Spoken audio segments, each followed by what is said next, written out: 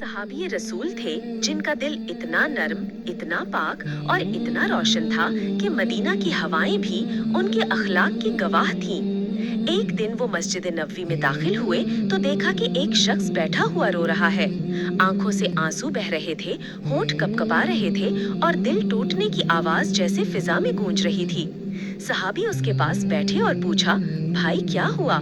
वो रोते रोते बोला, मैंने जिंदगी भर लोगों को दुख दिया है, किसी का दिल तोड़ा, किसी पर जुल्म किया, किसी के बारे में बुरा सोचा और अब डर लगता है कि मेरा रब मुझे माफ नहीं करेगा।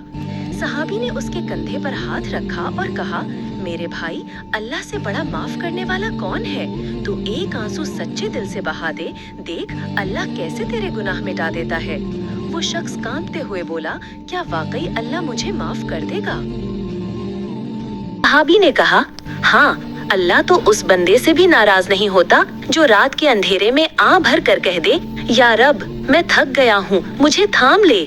वो शख्स जोर से रो पड़ा और बोला, लेकिन मैंने लोगों को बहुत तकलीफ दी।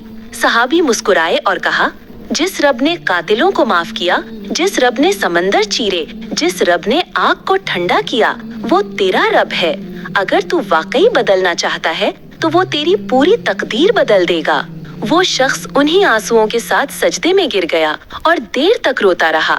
फिर उठा तो उसके चेहरे पर नूर था, जैसे माजी के गुनाह हवा में तहलील हो गए हों। सहाबी ने उसे गले लगाया और कहा, बस याद रख, अल्लाह टूटे हुए दिलों का रब है। अगर तू पलट आए तो वो तेरे लिए पूरी दुनिया बदल देगा।